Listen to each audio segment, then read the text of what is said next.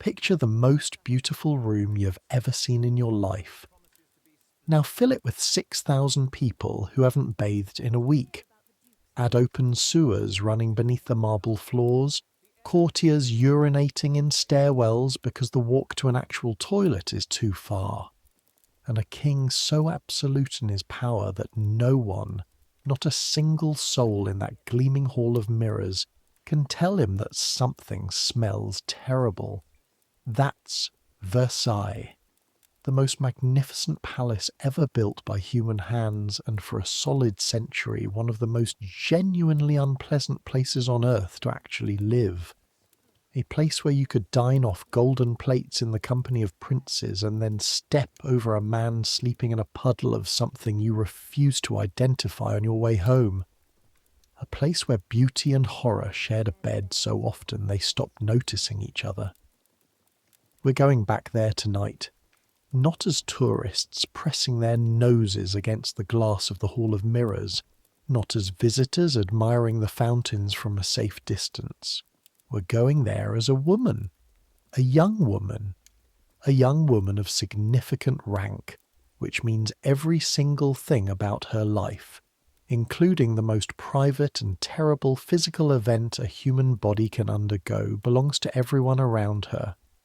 We're going to give birth in a royal palace. I make these history stories, and I genuinely don't know if you're listening to this because you want to fall asleep, or because you have some deep and inexplicable need to understand what it felt like to deliver a child while a committee of strangers watched, argued about technique, and then immediately handed the baby to someone else.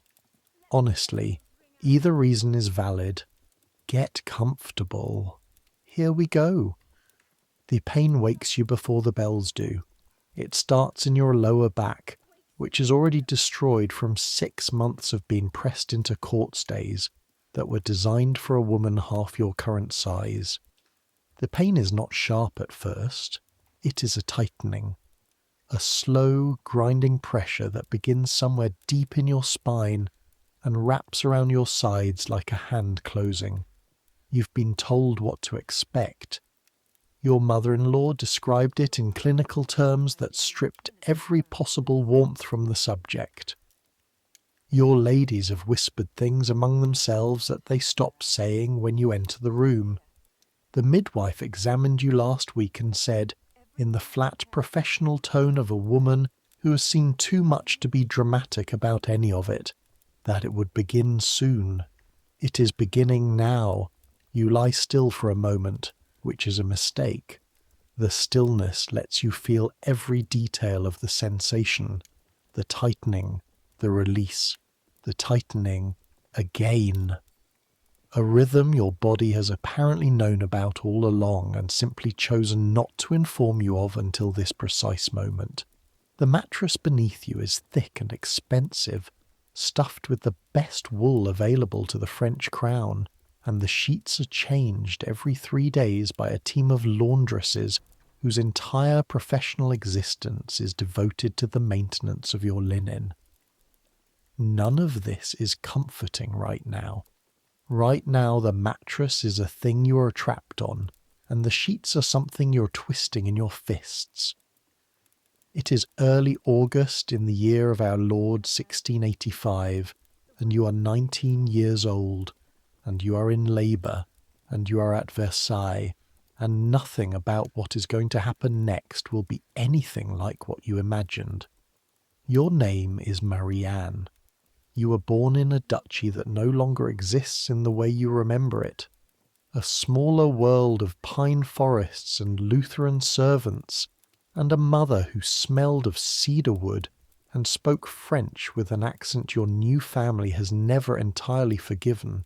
You came to Versailles at 17 with a trousseau of Flemish lace, and a letter of introduction from your father, and a head full of everything you'd been told about the French court, and absolutely no understanding of what any of it meant. You married the Duc de Vauclair 3 weeks after arriving. You'd met him exactly 4 times before the ceremony, twice in a formal audience and twice at dinner, during which he spoke almost exclusively to the man on his left. You came to understand, slowly, that this was not personal. He spoke almost exclusively to whoever was on his left in most situations. It is simply how he was built. The marriage is not unhappy. That is the most accurate thing you can say about it. The Duke is not unkind. He leaves you largely to your own devices, which at Versailles means you spend your days in the orbit of the King's court, attending the ceremonies you're required to attend, playing cards with women whose conversations are entirely conducted in a code you're still partially learning. He visits your apartments 3 times a week with the regularity of someone fulfilling a professional obligation, which, technically, is what it is. He is not cruel. He's not indifferent in a way that suggests contempt. He is simply a man who has been raised to understand that his emotional life is the private possession of no one, not even himself, and that efficiency is the most sophisticated form of courtesy available to a person of rank. You have learned a great deal about efficiency since coming to Versailles. The cramp tightens again, longer this time. You count in your head 1, 2, 3, 4, 5, and then it releases, and the release feels so good that for a moment you almost believe it might not come back. It comes back. It always comes back. You let go of the sheet with one hand and reach for the small silver bell on the nightstand. You ring it once. Then, because the once doesn't feel sufficient to convey the current situation, you ring it 3 more times in rapid succession. The door opens before the bells have stopped sounding. Your First Lady, Madame de Fontainebleau, Victoire, whose family has served the royal house of France for 4 generations, and who therefore knows exactly what to do in this situation, is through the door and at your side before you can form the sentence you were planning to use to describe what's happening. She doesn't need you to describe it. She can see it in your face. She can see it in the way you're holding yourself, the slight forward tilt of your body, the fists in the sheets. It's begun, she says. It's not a question. I think so. Yes. She's already moving, already issuing quiet, precise instructions to the woman behind her, a junior maid whose name you keep forgetting, and who's gone bone white at the information currently being relayed to her. The junior maid disappears. Victoire moves to the window and does something you will only later understand the significance of. She checks the latch, finds it locked, and does not open it. She will not open it. She is not supposed to open it. The windows will remain closed for the next several days at minimum, possibly longer, because that is the protocol, that is the tradition, that is the thing that has been done for longer than anyone currently alive can remember. And the fact that it is August in France, and already warm enough at 4 in the morning to make the air feel thick, is simply not a relevant consideration. You don't know this yet. Right now you're still thinking about the pain which has arrived for the 3rd time, and you've decided you don't care about windows. The machine begins. That's the only way to describe what happens in the next 40 minutes. A machine begins. Not a gentle machine or a quiet machine, but a large, complicated mechanism that has been primed for this moment for the last several months, and is now releasing all of its stored energy at once. Doors open, feet move on stone floors, voices pass information in one direction and then another. Your Duke is woken. He's on the other side of the palace in his own apartments, as is standard for a man of his position, and a page must run the distance between your chambers and his, which at Versailles is not a trivial journey. A message goes to the head accoucheur, Monsieur Fontaine, who has been living in an apartment 2 corridors away specifically for this occasion, paid a small fortune by the crown to remain within running distance of your body for the last 3 weeks. A message goes to the palace chaplain. A message goes to the wet nurse Marguerite, a farmer's wife from a village outside Chartres who arrived at Versailles 4 months ago, specifically to feed a child who has not yet been born, and who has spent the intervening time nursing her own infant in a small room near the laundry courtyard while everyone waits. A message goes to the king. Louis XIV does not typically rise before 10 in the morning. This is not laziness. It is the architecture of his daily performance, the elaborate ceremony of the lever, the king's rising, during which he dresses himself in stages with the assistance of a precisely ranked hierarchy of nobles who are privileged, genuinely and competitively privileged, to hand him his shirt or his stockings or his shoes in the correct order. This is not happening tonight. Tonight a page with a candle wakes a sleepy gentleman of the bedchamber, who wakes another who determines whether the news is sufficiently significant to wake the king himself. A birth in the royal family is sufficiently significant. Louis XIV is awake by 4:30. He will attend. Of course he will attend. He attends everything. You don't know about this yet either. You're focused on the pain, which is clarifying. Victoire has sent for the accoucheur, who is already dressing in his room and will arrive within minutes. She has sent for the midwife too, old Celeste, who's delivered more royal infants than she can count on both hands, and who bears the slight professional resentment of a woman who knows her role has been systematically diminished over the past decade by men with medical degrees who've decided that childbirth is now, retroactively, a medical matter. Celeste will assist. Monsieur Fontaine will lead.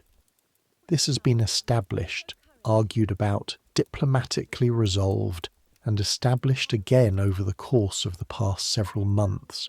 You were present for approximately none of these negotiations.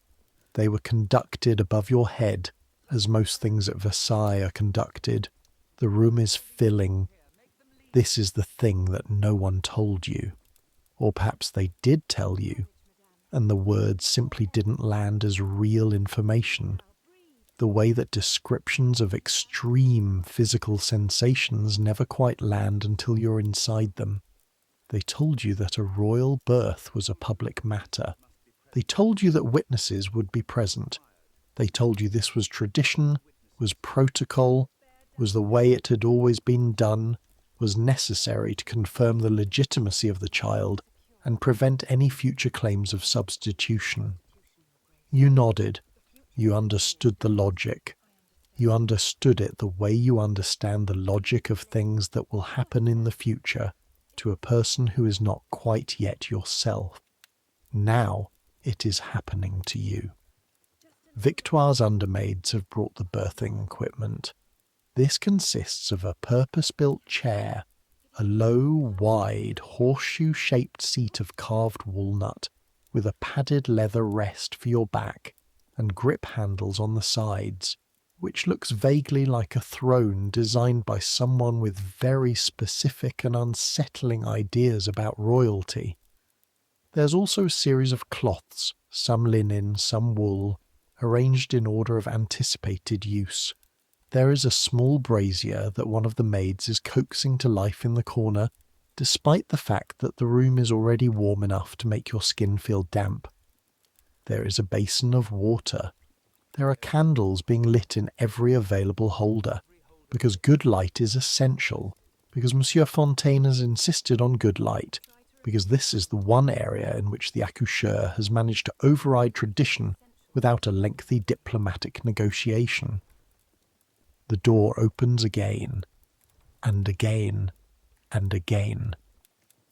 Your mother-in-law, the Duchesse Douairière de Vauclair, who is a thin, precise woman with the bearing of someone who has survived everything life has thrown at her, through the simple mechanism of refusing to acknowledge that any of it was difficult, is here in a dressing gown with her hair contained in a white cap.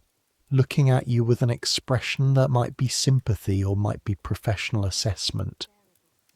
Your husband's aunt is here. 2 of the ladies of the household who have the right of presence are here, including one woman whose name you have heard but whose face you're still not quite attaching the correct name to, which is embarrassing, but also currently not your primary concern. Monsieur Fontaine arrives in a dark coat that he's put on over what appears to be a nightshirt, because even the coucheurs to the royal family have to dress quickly at 4:30 in the morning.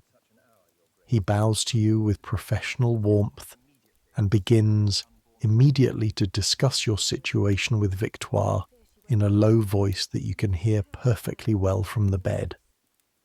Old Celeste arrives 5 minutes after the accoucheur and says nothing to him at all. She says nothing to anyone. She goes to the basin and washes her hands, which is a gesture that is both practical and, you will later understand, a subtle statement of professional identity. She examines the birthing chair with the expression of a woman reviewing the work of a less qualified colleague. She does not sit down. She positions herself near the foot of the bed and begins to do the thing she is genuinely best at, which is wait. She's been doing this for 40 years. She knows how to wait. The cramp arrives again, harder. You make a sound you did not plan to make, not a scream. You've been raised to understand that screaming in this context is a form of social failure, but a low, involuntary sound that escapes before you can organize your face into the expression of composed suffering that is appropriate for a woman of your station. No one in the room reacts to the sound as if it is unusual. To everyone in this room it is not unusual. To you it is the most unusual sound you've ever made with your body, a sound produced not by your will, but by something entirely below the level of will, something animal and honest that has no understanding of etiquette. Monsieur Fontaine approaches the bed. He is professionally warm and professionally efficient and professionally matter-of-fact about the examination he conducts, and if there is any awkwardness in the situation, a man performing an intimate examination on a woman he has met perhaps 8 times. He has dissolved it through sheer force of professional habit. He concludes his examination. He speaks to Victoire. He speaks to Celeste. Celeste makes a small sound of agreement that carries approximately 0 warmth, but does carry approximately 40 years of experience, which is more useful. It is progressing, Monsieur Fontaine says, to the room as much as to you. We should move her to the birthing room. The birthing room. You have seen the birthing room. You were shown it 3 weeks ago when it was still empty and theoretical.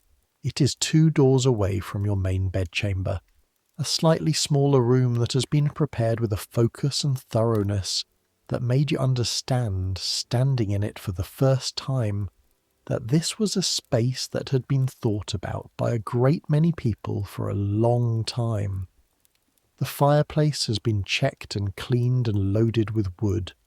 The windows, and there are 3 of them, facing the east courtyard, have been sealed.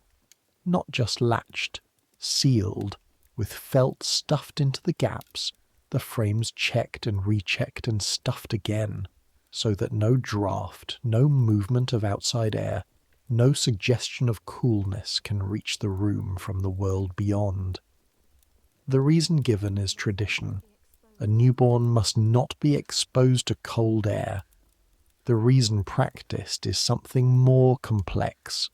A faith in heat that is so deeply embedded in French obstetric thinking that no one in the room is going to question it even as the temperature in that room climbs, as it will climb, to something approaching extraordinary. You stand up. This takes more effort than you expected. Not because of the pregnancy. You've been moving through pregnancy competently enough, managing the weight of your changed body with the pragmatic adaptation of someone who has no choice.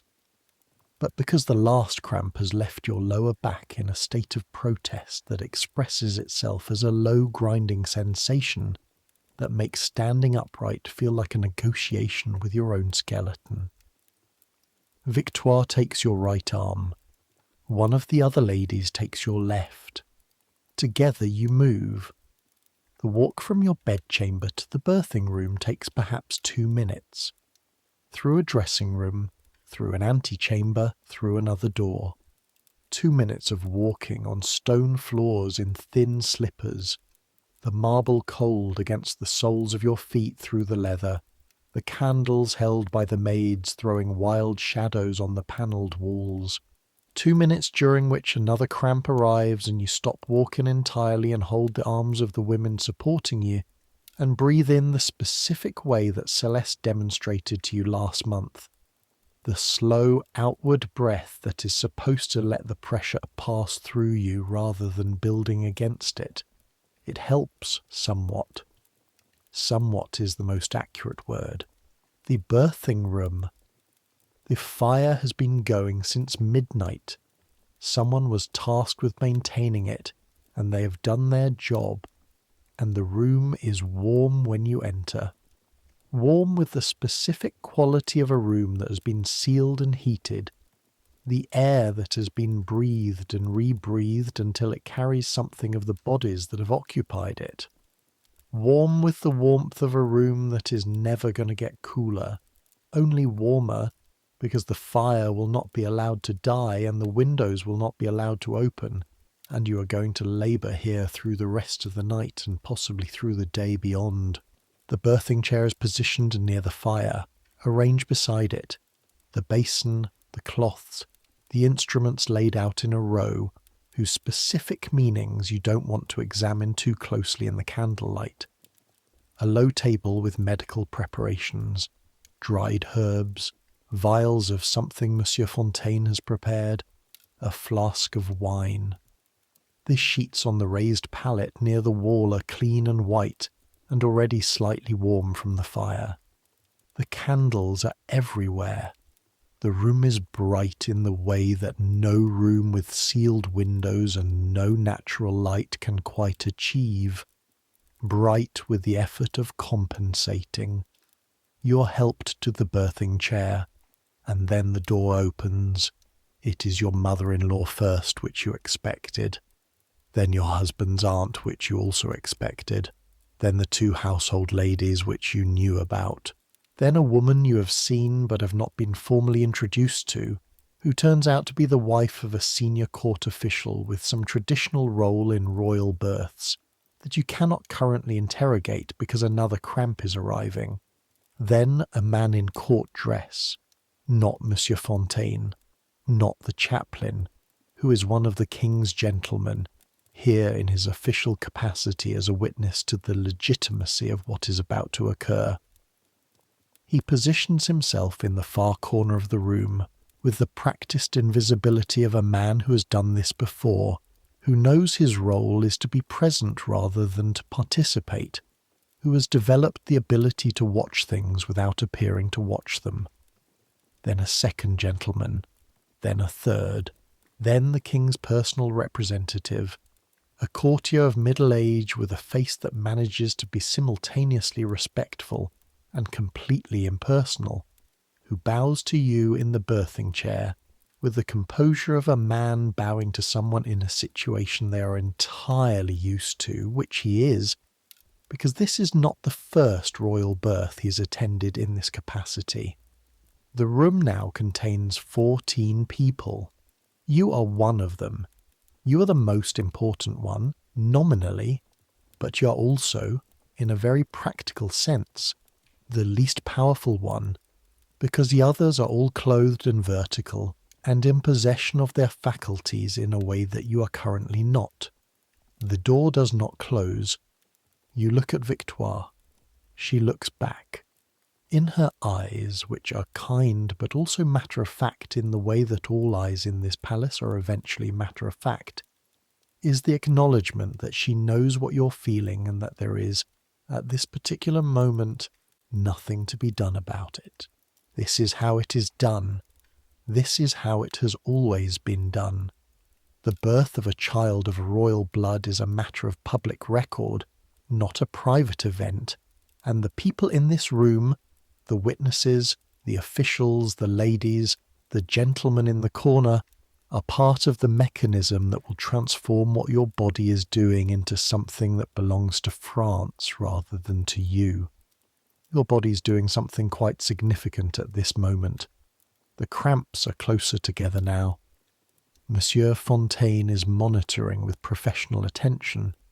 Celeste is at your left side, not quite touching you, present in the way of old trees, the kind of presence that doesn't need to say anything. Your hands are on the grip handles of the birthing chair, and the leather is warm from the fire, and the sweat on your palms makes the grip slightly imprecise, and you focus on this, the leather, the warmth, the imprecision, because focusing on small physical realities is a way of being somewhere other than inside the larger physical reality, which is currently quite demanding, the heat. In the documents and memoirs and letters that survive from Versailles, and there are many, because Versailles produced writers the way it produced everything else in vast quantities, the heat of the birthing room is mentioned again and again. It is mentioned by the women who went through it. It is mentioned by the attendants who witnessed it. It is mentioned with a variety of tones ranging from resigned acceptance to something approaching disbelief. The sealed room, the fire that could not be extinguished. The bodies crowded together, each one adding its warmth to the general warmth, the air growing heavier with every hour, the perspiration that begins as a useful cooling mechanism, and then, as the room's temperature climbs, becomes simply another layer of liquid on skin that is already overdone. It is already warm when you arrive. Within an hour it is hot. Within 3 hours it is extraordinary. You will understand later. You understand dimly even now in the spaces between the cramps, that this is not malice, it is not carelessness, it is an idea about bodies and heat and newborns and the properties of warm air that people at this level of French society believe with complete sincerity. Cold air carries risk. Cold air carries the small invisible killers that take infants in their first hours. Heat is safety. Heat is the womb continued into the world. The sealed room, the roaring fire, the prohibition against draughts. These are acts of love, translated into a language you find difficult to recognize as love in this particular moment. But it is August in France, and the fire is enormous, and there are now 16 people in the room because 2 more have arrived, and the air has begun to feel less like air, and more like something you're drinking rather than breathing. You focus on Victoire's hand, which has found your shoulder, on the smoothness of the leather grips, on the sound of Monsieur Fontaine's voice, even and professional, giving instructions that Celeste is absorbing without comment, on the smell of the room, beeswax candles, wood smoke, the specific sharp scent of women's hair unpinned from its formal arrangements and damp at the temples, and beneath all of it the warm iron smell that you will later associate with this night every single time you encounter it again in your life for as long as you live. Celeste moves closer. She says something to you directly. To you, not to Monsieur Fontaine, not to the room, in a voice low enough that only you can hear it. Let it come, she says. Don't fight it. The fighting makes it harder. It's not a complicated piece of advice. It might be the most useful thing anyone says to you in this room over the course of this night. You'll think about it for years afterward. The specific skill of not fighting things that are going to happen, regardless of whether you fight them. the capacity to release your grip on the fiction that your effort can redirect the inevitable. You are 19 years old, and you are just beginning to acquire this skill, and it is being taught to you in a burning room full of witnesses at 5 a.m. by a woman who smells of herbs and has the hands of someone who's held 1,000 frightened people through their worst hours. You try. The door opens again. You do not turn to see who has arrived. You're past the point of turning. But you hear the shift in the room's quality, the almost imperceptible tightening that runs through the collected attendants, the slight adjustment of posture that happens when someone of significant consequence enters a space. You hear Victoire, who is still at your shoulder, draw a breath. The king has arrived. You have been in Louis XIV's presence perhaps 30 times since coming to Versailles. Formal dinners, ceremonies, the endless procession of events that constitute court life. You have learned to read the effect he has on a room the way you've learned to read other things about Versailles. Not by being told, but by observation, by paying attention to the temperature of the air, the alignment of bodies, the specific quality of silence that falls when he enters. Louis XIV is 66 years old and has been the most powerful man in France for over 50 years. And the force of that, the force of 5 decades of absolute authority, absorbed into a single body, is palpable in a way that is difficult to explain to someone who has not experienced it.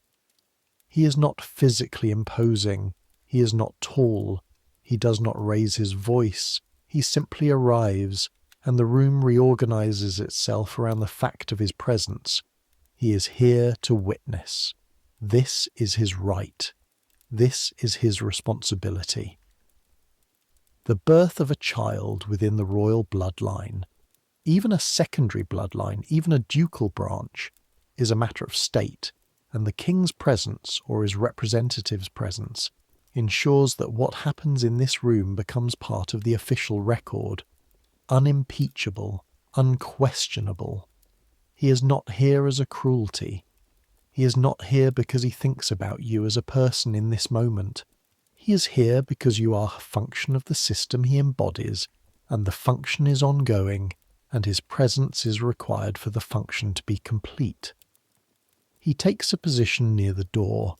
One of his gentlemen produces a chair, which he accepts. He sits with the ease of a man completely accustomed to waiting for things that are important. You do not look at him. You look at the fire. The cramps are serious now. There is no interval between them during which you can fully lose awareness of what is happening. They come and they peak and they fall back, and before you've finished processing the fallback, the next one is building. Monsieur Fontaine is speaking to you steadily. Instructions, observations, the specific cadence of medical guidance that is meant to be calming and largely is, because it is a voice that knows what it is doing, and right now knowing voices are the most valuable thing in the room. Celeste is still at your left. Her hand has moved to your arm. She is not saying anything more. She doesn't need to. The presence is enough. The room is very hot. Your hair is soaked through. The fine linen of the birthing gown Victoire dressed you in is clinging to your back and shoulders, and you've stopped being aware of it the way you stopped being aware of your own heartbeat. It is always there, damp and clinging, but the information has ceased to register as important. Your hands on the grips are slippery. There is a rivulet of sweat moving down the side of your neck, and you're dimly aware of it with the distant part of your mind that is still observing rather than experiencing, and then another cramp arrives and the observing part goes quiet. The night stretches. Time operates differently in this room. You will remember it as both very fast and very slow. Fast in the sense that each specific moment was consumed entirely by itself, leaving no excess attention for memory making, and slow in the sense that the hours between arrival and arrival seemed afterward to have contained more duration than hours usually contain. The candles are replaced as they burn down. The fire is tended. The people in the room shift occasionally, the gentlemen in the corner changing their weight from one foot to the other, the ladies murmuring occasionally to each other in tones too low to carry across the room. Monsieur Fontaine reviews his instruments with the focused calm of a professional who has done this many times. Celeste does not shift at all. She might be part of the furniture. She might have been born in this position, at this woman's left arm, in this specific room. You breathe, you grip, you do not fight it, or you try not to fight it. You do not always succeed, but you are trying, which is the most Celeste's advice can reasonably ask of you. At some point in the dark hours before dawn, someone opens the door to speak to someone else in the anteroom, and for perhaps 45 seconds a thin breath of cooler air moves through the room, finding your face with the precision of a gift, and it is so extraordinary, the simple fact of air that has not already been breathed by 17 other people, that you turn your head toward it and close your eyes and take 3 breaths that feel like drinking cold water in the desert. And then the door closes again, and the gift is gone. The room is, if anything, hotter than before. Your mother-in-law is at the window, not opening it, looking at the felt stuffed into the gaps, checking perhaps that it is still properly in place. She turns and meets your eyes across the room for a moment, and her expression is the most human you have seen it since you arrived at Versailles. Something that is not quite sympathy and not quite pride, but is close to both. She has been through this multiple times. Her children were all born in rooms like this one, with fires like this one, with witnesses like these, with the same sealed windows and the same thick air, and the same professional attendants who belonged more to the institution than to her. She knows what this room costs. She's still here. That too is a form of instruction. The cramps become something else. The word pressure is inadequate. The word pain is inadequate. They are accurate, but they are the way that saying the ocean is wet is accurate. Technically true and completely failing to convey the experience. What is happening to your body now is a communication in a language older than any language you've been taught. A language that is also a demand. A language that has only one sentence, and it goes, "This is happening. This is happening now. There is no negotiation available. Monsieur Fontaine is speaking. Celeste is at your arm. Someone behind you, Victoire, you think, is saying something low and continuous that is less information than sound, less sound than presence, the verbal equivalent of a hand on your shoulder. The gentlemen in the corner are looking, or not looking, or maintaining the diplomatic partial gaze that is the only appropriate response when what you are witnessing is both a state event and a human body doing something intimate and enormous. The king is in his chair near the door. The fire crackles, the candles flicker, the sealed windows hold their position. And then it is over. Not gradually, not by degrees. In an instant, a terrible instant that is also a release. That is also the thing that all the hours of this night were building toward. It is over, and there is a new sound in the room. The sound is small and immediate and completely human and completely non-political, and it cuts through everything. The fire, the voices, the formal atmosphere of the assembled witnesses, the careful dignity of everyone present. And for a single moment, there is nothing in this room but that sound. Your child has arrived. You hear the room breathe. Monsieur Fontaine is speaking. Celeste is moving with the efficient calm of a woman who has received this news before, who knows what the next 10 minutes require, whose hands are already doing the things that the next 10 minutes require. You're not thinking clearly about any of this. You're in the specific state that exists immediately after enormous physical effort, flooded with something that is not quite pain and not quite relief, something that has no clean name, something you've never felt before and will never feel in exactly this way again. Your hands have loosened from the grips. Your whole body has released the specific tension it's been holding, and the release is so total that you feel hollow and heavy simultaneously, wrung out and delivered all at once. Victoire is there. Her hand is on your shoulder. The child makes its sound again. You want to see it. This is immediate and absolute, the most uncomplicated thing you've felt in hours. You want to see the thing that has spent 8 months making your body unfamiliar, and 4 hours making this room into something you'll carry in your memory until you die. You turn your head. Celeste has the child. She's wrapping it in a first cloth, briskly and gently. Her movements those of a woman who has done this so many times it has become its own kind of prayer.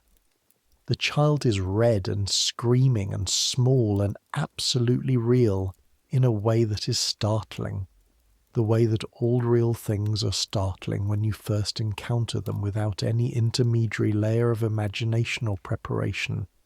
You reach out. Monsieur Fontaine is there, not blocking you exactly, but present in the space between you and Celeste in the way of someone who has something to communicate. There is a procedure, he explains, with the professional kindness that has been his mode all night. The child must be examined. The child must be confirmed healthy and complete. The king's representative must make his formal notation. The chaplain who has been waiting in the anteroom must come in and confirm the child's sex and condition.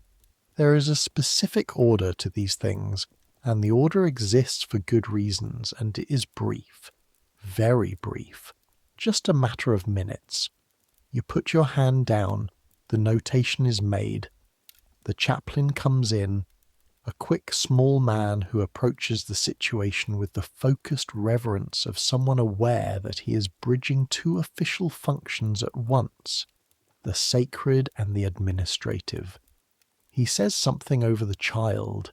He says something to the king's representative. He says something to Monsieur Fontaine. The king's representative writes in a small book. The notation is brief and formal, and will become in time the official record, the date, the hour, the sex, the location, the witnesses present. The witnesses are present. That was the point. That was always the point. Celeste brings the child to you for 30 seconds. You count them afterward, precisely, because they are countable, because they are the only 30 seconds in this sequence that belong entirely to you.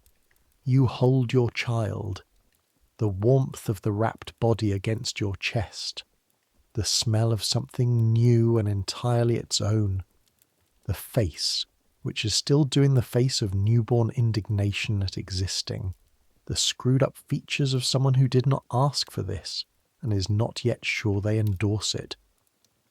The weight, the specific, extraordinary weight of a person who is complete and alive and new.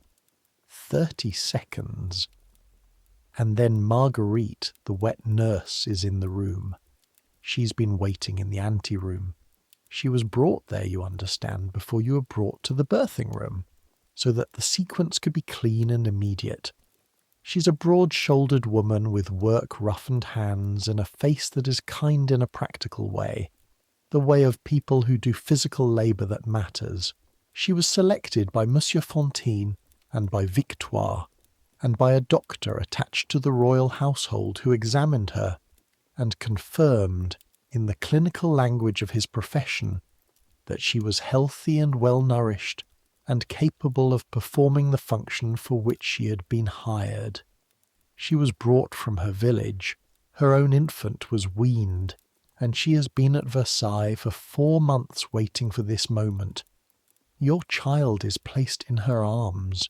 Royal mothers do not nurse their children. This is not new information. You were told this before you were pregnant. You knew it before you came to France. You understood it as policy, as tradition, as the practical architecture of court life. Nursing, mothers are constrained by nursing, cannot travel, cannot attend the ceremonies and events and appearances that court life requires, cannot maintain the physical and social availability that is a duchess's professional obligation. You understood it the way you understood most things about your new life, as a fact of the landscape, as immutable as the dimensions of the palace. Understanding it as a fact and watching it happen are 2 different registers of the same information. Margaret holds your child with practiced ease. The child, with the animal efficiency of newborns, turns toward her with no understanding of anything except need. You watch. Your arms are empty. Your chest is where the child was and is no longer. You're aware of the room around you, the witnesses, the fire, the heat, the king still in his chair near the door, in a way that you were not, for those 30 seconds, aware of any of it. Victoire is there. She's healthy, Victoire says quietly, for your ears alone. Did you see? She's healthy and complete. That's what matters most. You did see. She is. It does matter most. These things are true. You're also very tired and very hot and have just done something monumental, and your child is in someone else's arms. The king rises from his chair. He approaches. He stops at a distance that is respectful and formal, and says something to his representative, something brief and official, something that the representative writes down. He looks at the child, briefly, with the specific appreciation of a man who has overseen the births of many royal children and who understands them as both personal events and political assets. He says something that is a formal acknowledgement, the kind of sentence that is designed to exist in the record as well as in the room, and then he says something else, something quieter, something that is directed at you. You've done well, he says. The sentence is simple and sincere, and also contains the entire architecture of his worldview. The idea that what you have done is done in service of something larger than yourself, that the well-doing is measured by the outcome rather than by the experience, that the child who has just arrived is a contribution to the continuation of the bloodline and the dynasty and the project of France, and that your doing well is the doing well of all of those things simultaneously. He means it as a compliment. It is the highest form of compliment he has available. You receive it with the composure you've been practicing for 2 years at this court. You receive it with the face that means yes, and thank you, and I understand my position and I am performing it correctly. You receive it as a woman who has learned that this palace requires you to always be performing something, even when you are exhausted to the bones, even when your child is being carried to the nursery by a stranger, even when the room smells of fire and sweat, and the strange copper iron weight of what has just happened. Thank you, Your Majesty, you say. He nods, he turns, he leaves. The door closes behind him. The room exhales, not literally, but in the way that rooms do after the gravitational center has departed, the specific relaxation that happens when the performance requirement drops by several degrees. People's shoulders move, voices adjust. Victoire looks at you with eyes that are warm and also, now that the main event has concluded, noticeably tired. The process of recovery begins. This is less dramatic than the birth. but it is its own education. You are moved from the birthing chair to the pallet, which is warm from the fire and has clean sheets, and is the most comfortable thing you have lain on since the whole night began.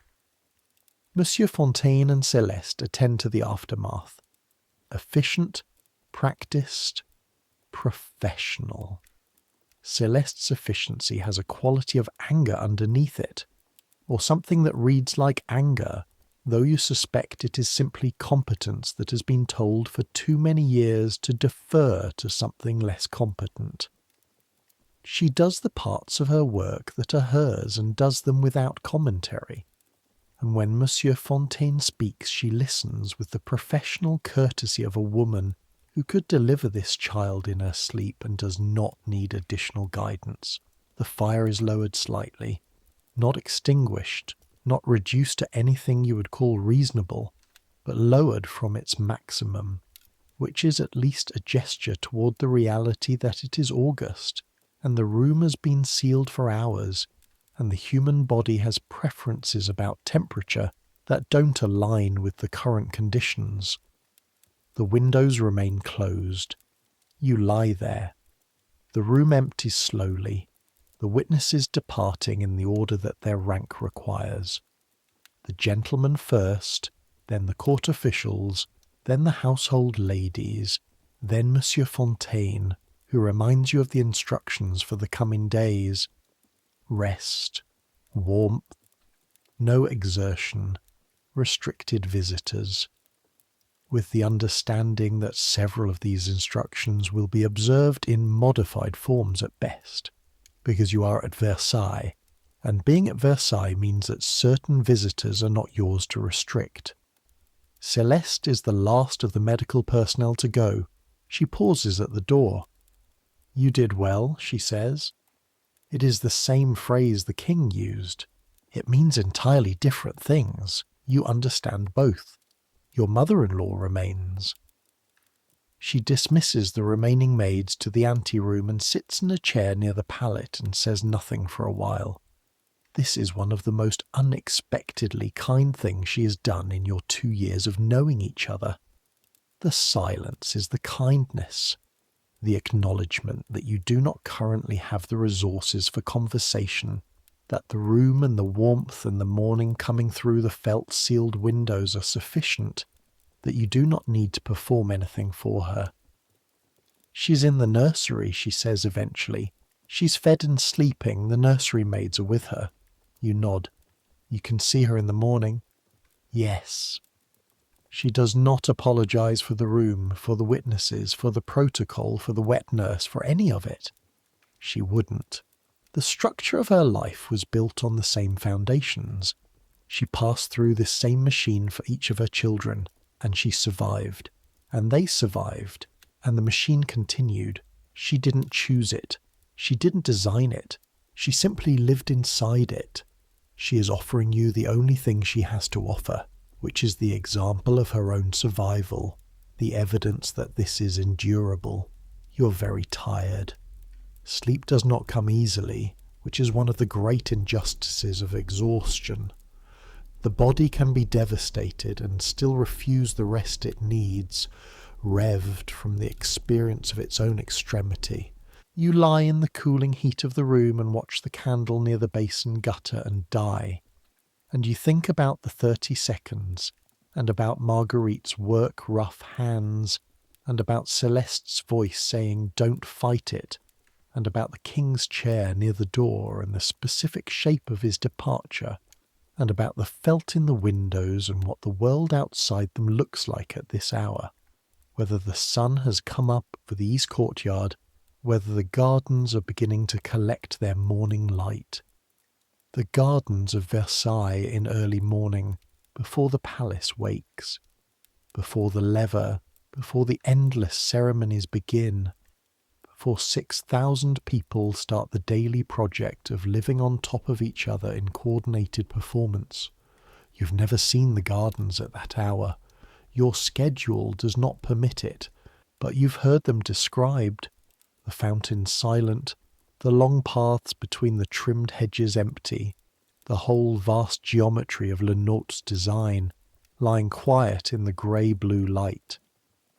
1,000 acres of controlled nature, shaped into the image of human dominion over landscape, over disorder, over the untamed wildness that existed before Louis XIV decided to build a monument to the idea that everything, including geography, is subject to royal preference. Your daughter is in the nursery. She is 1 floor above you, in a suite of rooms staffed specifically for her arrival, attended by women who have been selected and trained and positioned to spend the next several years of their lives devoted to her existence. She will be held and fed and examined and sung to and carried and kept warm. She will be swaddled in the particular French fashion that wraps infants so completely in layers of binding cloth that they cannot move their arms or legs, a practice held to be beneficial to the straightening of limbs, the correct alignment of the infant body, the production of upright and well-formed people. The swaddling is tight enough that a swaddled baby resembles nothing so much as a small rolled parcel, contained, complete, going nowhere. In the summer heat, the swaddling adds 1 more layer to the warmth, which is considered good. Almost everyone considers warmth good. You will see her in the morning. The candle near the window is the last one left burning. You watch it.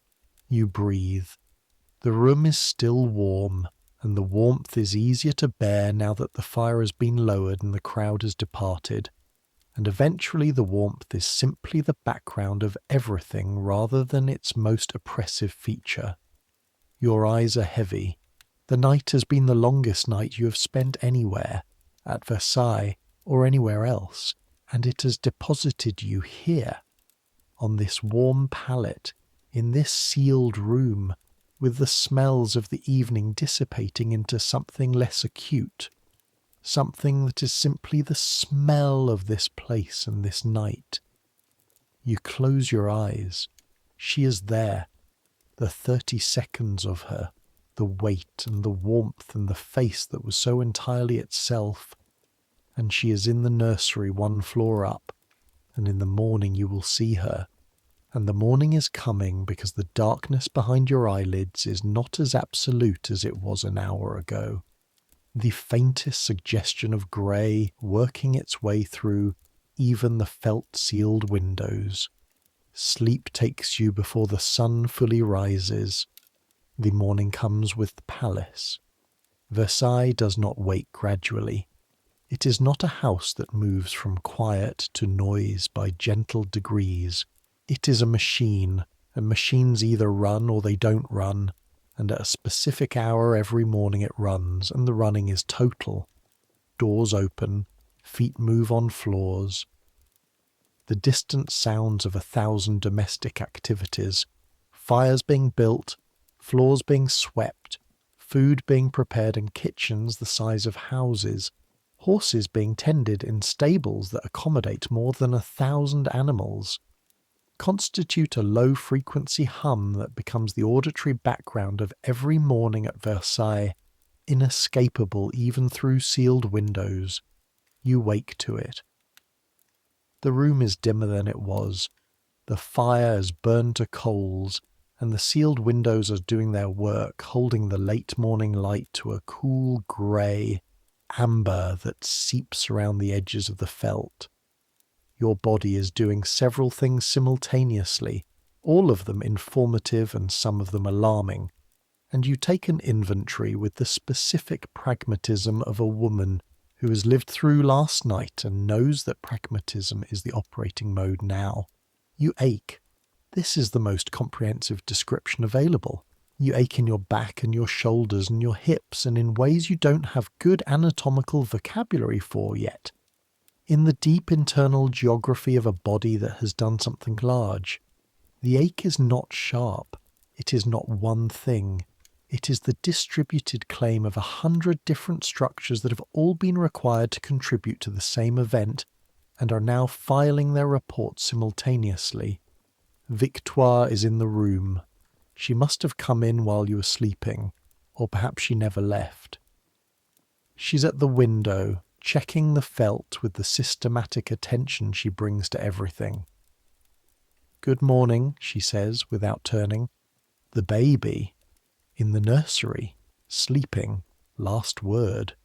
Marguerite says she fed well through the night. She turns now, and her face is the one it always is. Composed, warm in a professional way, alert. "Monsieur Fontaine will be here within the hour, your mother-in-law this afternoon. The Duke visited the nursery last evening. You register these facts. The Duke visited the nursery. He has seen the child. He has discharged the paternal acknowledgement that was required of him, and returned to his own apartments. This is not information that requires emotional processing beyond noting it. I want to see her." Victoire's face performs a small, precise calculation that takes about half a second. "I'll send word to the nursery."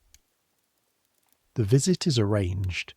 It takes perhaps an hour, which involves Monsieur Fontaine's assessment that you are stable enough to make the walk, and Victoire's organisation of the appropriate support, and the nursery staff's preparation for your arrival, which seems to involve a more formal arrangement than you expected for a mother visiting her infant. But you are at Versailles, and nothing here is simply done. Everything is arranged first. The nursery is warm. Of course it is. You have stopped being surprised by warmth. The warmth is the condition of things here, in the birthing rooms, in the nurseries, in the sealed apartments where infants are kept from cold air, from draughts, from the invisible enemies that live in moving air. The nursery maids, there are 4 of them for 1 infant, rise when you enter and curtsy with the synchronized precision of a small team that has been practicing. Marguerite is in the corner. She's holding your daughter, who is swaddled. You cross the room. Marguerite stands, transfers the wrapped bundle with the practiced ease of a woman who has been handling infants since she was tall enough to hold one. You take the bundle in your arms, the weight, the specific, irreducible weight of her. She is asleep. Her face, in sleep, is much calmer than it was last night. The screwed-up newborn expression has softened into something more composed, something that is starting to become a particular face, rather than just any face. Her eyes are closed. Her skin, in the warm nursery light, is the pink cream of someone who's had a very intense 12 hours and is now recovering the way only infants can recover. Absolutely, completely, without reservation. You stand there. The swaddling is tight around her arms. You would like to unwrap it. You would like to feel her hands, her fingers, which you have been told are normal and complete, and which you have not yet actually seen, but you don't unwrap it. The swaddling is not yours to unwrap. The nursery maids have swaddled her according to the instructions of Monsieur Fontaine and the practices of the household, and unwrapping it would be a practical statement that you understand would make things complicated. You hold her. You study her face. You memorize the weight. When Victoire, after a carefully respectful interval, touches your elbow, you hand the bundle back to Marguerite without argument, because you have already learned, or are learning, the specific skill of Versailles, which is the skill of receiving what is offered in the spaces between the requirements and then releasing it when the requirements resume. This is different from accepting. It is not the same as accepting, but it is how it is done here. The weeks of the lying-in pass in a particular light. The chambre de couche, the lying-in chamber, is a world with very specific boundaries. You are in it. You do not leave it. The regulations of convalescence keep you in these rooms for the first 2 weeks with minimal visitors and minimal duties. After 2 weeks, the visitors expand.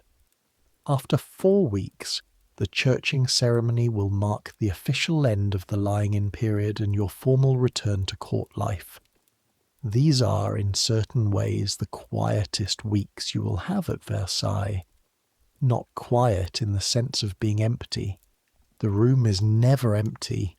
Victoire is always there, or one of the other ladies. Monsieur Fontaine visits every morning. The nursery maid brings the baby at appointed intervals for your supervised visits, which are warm and brief, and which you stretch as long as courtesy allows. Your mother-in-law comes every afternoon and sits in the chair near the window. The felt is out now, the windows open in the early morning hours before the heat builds, and the light that comes in is yellow and specific, the late summer light of the Ile-de-France countryside, and talks to you about things that are not the birth, about her time at court when she was young, about the earlier palace, before Versailles, when the court moved between Saint-Germain and Fontainebleau with the seasons, about Louis XIV as a young king before he was the monument he has become. He was frightened then, she says once. He was a boy who had seen his family lose almost everything, and he was terrified of losing it again. The monuments, the ceremonies, the palace. All of it is the architecture of a man who was once a frightened boy. She pauses. Not that he would ever acknowledge it. One doesn't. You think about the king in his chair near the door, in the hot room, in the early hours of the morning. The formal sentences, the departure. He was kind, you say, in what he said. Your mother-in-law considers this for a moment with the careful expression of someone weighing a word against its full implications. He is, she says, in his way. The baby's name is established through the process that establishes such things at Versailles. A consultation between the Duke, the King's representative, the genealogical records of both families, and the godparents' preferences, which matter because the godparents will include individuals of significant rank whose preferences are part of the calculation. You are asked your preference. You give it. It is noted. The name that emerges from this process contains yours and does not contain only yours, which is the nature of the process. She's called Hélène Marie. Hélène, for a grandmother on the Duke's side who died before your arrival in France.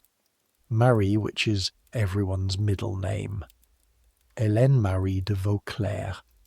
She is 2 weeks old, and she has a title and a history, and a place in the genealogical records of France, and she does not yet know what any of these things mean, which is appropriate.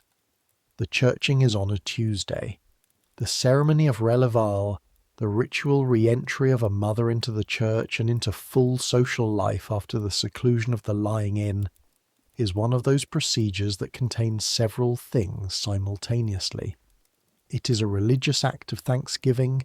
It is a formal medical social declaration of recovery. It is a reappearance before the court after 6 weeks of restricted visibility. And it is, like all things at Versailles, a performance with an audience. You are dressed for it in the morning by a team of 4 women, which takes considerably longer than getting dressed usually takes, because the gown must be correct, the hair must be correct, the accessories must be correct, and the entire ensemble must communicate simultaneously that you have been through something significant, and that you are completely recovered from it, and that you remain entirely equal to your position and its demands. The gown is blue-grey silk, which was Victoire's recommendation, and which you accepted because Victoire understands the semiotics of clothing at this court better than you ever will. The hair is dressed by the hairdresser who comes to your apartments every morning, and who has spent the last 6 weeks maintaining a version of your hairstyle, appropriate for a woman in confinement. Today it is more elaborate than it has been for weeks. The full construction, the powder, the small ornaments, The face is composed, the hands are steady. The body, which is still negotiating with the months of pregnancy and the hours of the birth, performs its public version of itself with the competence that 2 years at Versailles has given you. You walk through the Hall of Mirrors. You've done this 100 times. But this morning, on this particular walk, you stop for a moment at one of the great windows, facing the gardens, open in the morning air, and look out.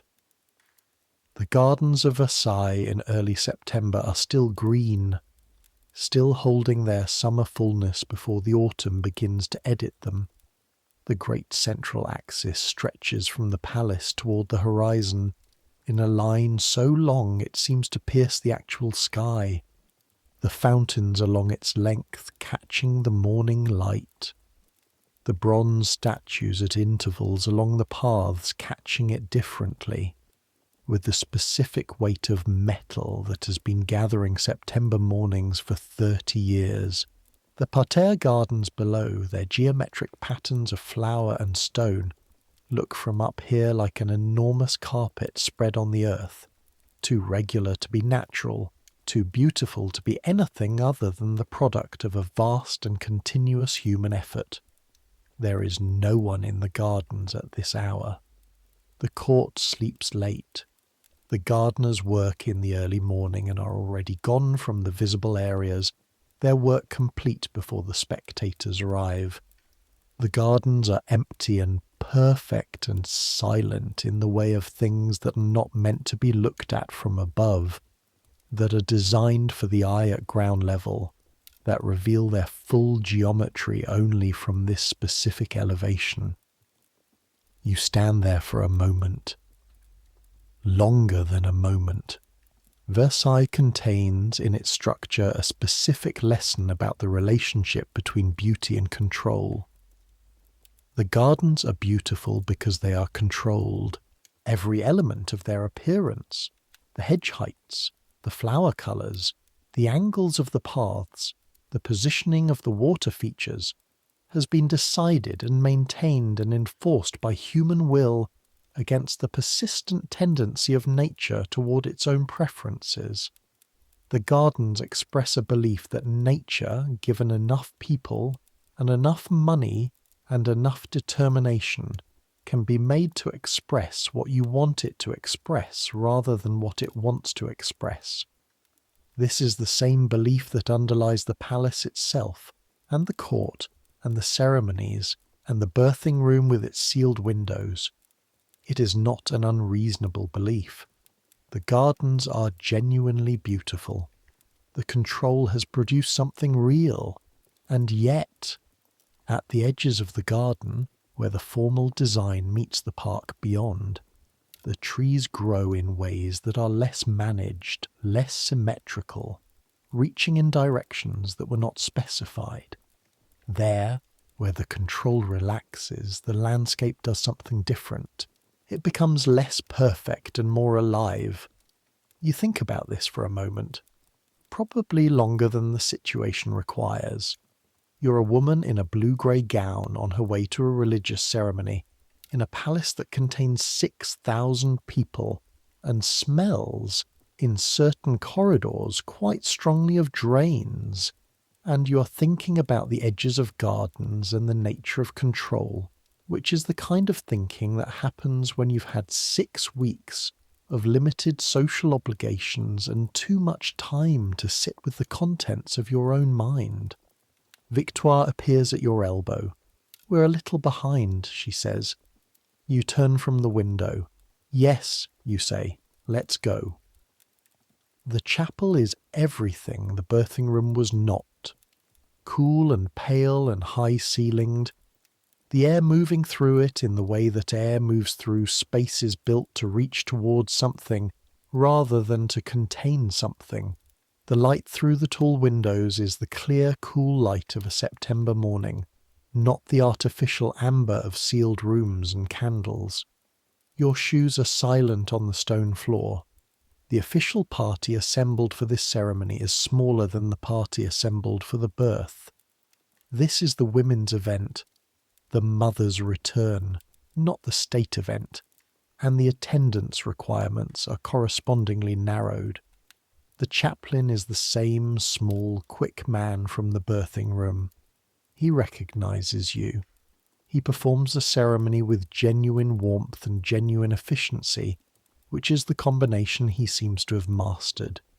You say the words, you kneel, you rise. It is done. You have been officially and liturgically returned to the world. Afterward, walking back through the Hall of Mirrors, you pass a group of courtiers who bow or curtsy as you move through, and they say the correct things about your appearance and your recovery and the baby, and you say the correct things back, and the performance is smooth and practiced and complete. You have been doing this for 2 years. You are good at it now. The performance does not cost what it used to cost. Later in the afternoon you go to the nursery. Hélène Marie is 6 weeks old, and she has grown considerably in those 6 weeks, in the way of newborns who do their most dramatic physical transformation in the first months of life. She's less folded than she was, less provisional. She has a face that is definitely a face now, with a mouth that has opinions about things and eyes that, when she's awake, look at you with a concentration that suggests either profound intelligence or the simple neurological fact that newborn vision is still calibrating and your face at close range is one of the primary objects in her visual field. Marguerite brings her to you. You hold her. She's unwrapped today. The strict swaddling has been relaxed slightly at Monsieur Fontaine's direction, and her arms are free, and she's using them to explore the air with the aimless, purposeful movements of someone learning what limbs are for. You hold her hand. Her fingers wrap around yours with the automatic grip of a newborn, the instinct that predates any learned behaviour, older than language or thought. The fundamental assertion, I am here, I am holding on. You feel the grip, the warmth of her small hand, the specific, irreducible fact of her. The nursery maid across the room is folding linens. Marguerite is in the corner, present and quiet, giving you the maximum space the protocol of her role allows. The September light comes through the nursery window, the one window in this quarter of the palace that is actually open today, and the air that moves through it is the best air in the building. You hold her hand and let the light come through. You are 20 years old, which is very young. You're at Versailles, which means you're at the centre of the most powerful court in Europe, which means you are very far from anywhere that has ever felt like home, in a palace designed to be the whole world so that no one would feel the need to look beyond its borders, which works well for the people who built it and somewhat less well for everyone else. You have been here for 2 years, and you know the corridors, and you know the protocol, and you know the faces and names of perhaps 400 people, and you have said the correct things to approximately 90% of them, approximately 90% of the time. You have done what was asked of you, which was to produce a child, a healthy child, a legitimate child, in the proper manner and with the proper witnesses, in accordance with the traditions and requirements of the institution you married into. You have done it in front of 16 witnesses in a sealed room in August in France, which is not the most comfortable set of conditions under which to do it, but no one asked about the conditions. You did well. The king said so. Celeste said so. They meant entirely different things. Both of them were right. The months after the churching are the months in which Versailles becomes, if not home, then something you can navigate without the continuous expenditure of energy that navigating an alien landscape requires. The court calendar becomes familiar. The rhythm of ceremonies and performances and meals and audiences and hunting parties and theatre and music that constitute the endless scheduled existence of a court that has converted living into art form. You attend what you must attend. You see what you must see. You wear what you must wear. And in the intervals, the small gaps between the requirements, the half hours after the afternoon ceremony and before the evening toilette, the occasional Sunday morning when the schedule relaxes by a fraction, you go to the nursery. You're not alone in this. The Duke comes too, more often than you expected. He is not a demonstrative man. He never will be. But he comes to the nursery with a regularity that speaks of something genuine underneath the efficiency. He holds Hélène Marie with the slightly uncertain care of a man who has not held infants before and is learning how. And he talks to her in a quiet voice that you are never close enough to hear the content of. And afterward he is, for the rest of the afternoon, slightly less formal than usual, as if holding a person who doesn't know any of the rules has temporarily relaxed his awareness of them. Your mother-in-law observes all of this with the expression of a woman who has been waiting to see it happen, and is satisfied by the outcome. "She has his nose," she says one afternoon, looking at Hélène Marie sleeping in the crook of your arm. "I think so. Yes." The Duke had that same nose at her age. His mother showed me a miniature once, right after we married. He looked exactly like that. She pauses, serious, even in sleep. You look at the small, serious, sleeping face. "It's a good nose," you say. Your mother-in-law looks at you. Something moves across her face, something you recognize as a decision being made, and then she says, "I was afraid with each one, every time. Not of the birth exactly. Well, yes, of the birth, but not only that. I was afraid of loving them. That sounds strange, but loving someone you might lose, loving someone who exists in this place and has to survive this place and might not." She stops. She does not continue. But the sentence has its shape. You can feel its shape. "I know," you say. The autumn comes to Versailles the way it comes to all of France, from the north, in the quality of light first, then in the trees at the edges of the park. The formal interior gardens holding their green longer than the wild trees beyond. The fountains run later in the season now, adjusted by the engineers who manage the water system that feeds the thousands of jets and basins across the estate. A system so complex and so demanding that even with the hundreds of workers assigned to it, the fountains can never all run at once. The king has never been told this. When he walks through the gardens, the engineers run ahead, activating the fountains in his path, deactivating them behind him, so that wherever Louis XIV looks, the water flows. This is Versailles. The fountains run for the king, the sealed windows run for the infants, the ceremonies run for the court. Everything runs for something, and the mechanism that keeps it all running requires a continuous investment of human effort that is invisible precisely because the effort is working. The servants of Versailles are, in a way, its most essential feature and its most thoroughly concealed one. 6,000 people live in the palace, and a substantial portion of them are the machinery that keeps the rest living in the way they live. You encounter them constantly, and they are by design not quite there. The maid who carries the warming pan through your chamber before you get into bed has been trained to move without attracting attention, to be present and efficient and invisible, the way a good curtain is present and functional, and not a topic of conversation. The man who empties the chamber pots that sit in royal apartments behind carved wooden screens decorated with gilded carvings of pastoral scenes. He is doing this work in the most gilded context available to him, and the gold does not change the work.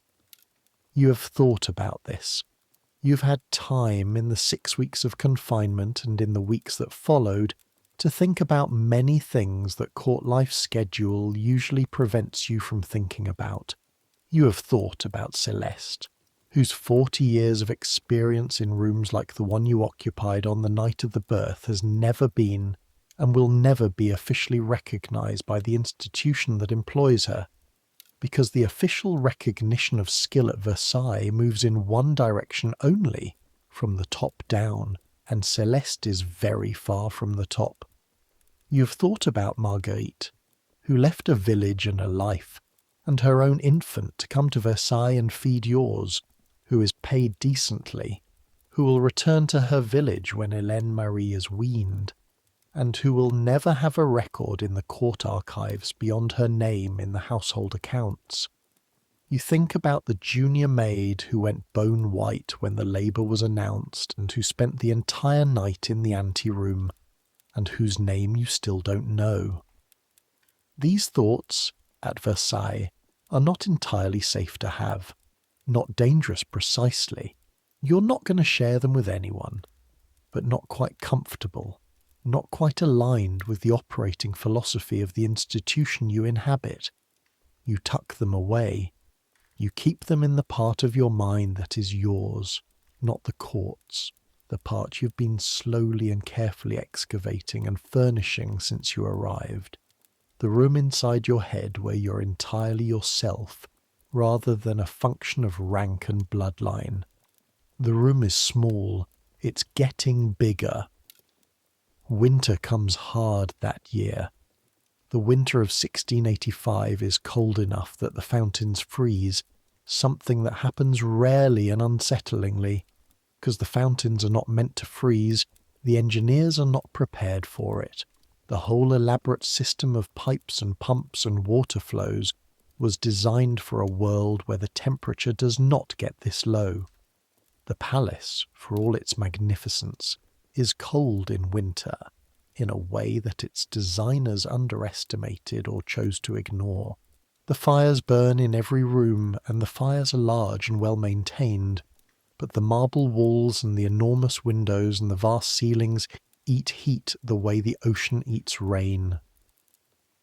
The corridors are draughty in a way that seems almost deliberate. The servants in the outer rooms of the palace, the ones whose rank does not entitle them to comfortable quarters, sleep in rooms that do not have fireplaces and wear their outdoor clothes to bed. You have a fireplace. You have good fur blankets that came with you from your father's duchy. You have a warm apartment and warm clothes and the assumption that the cold will be managed for you, which it is, more or less.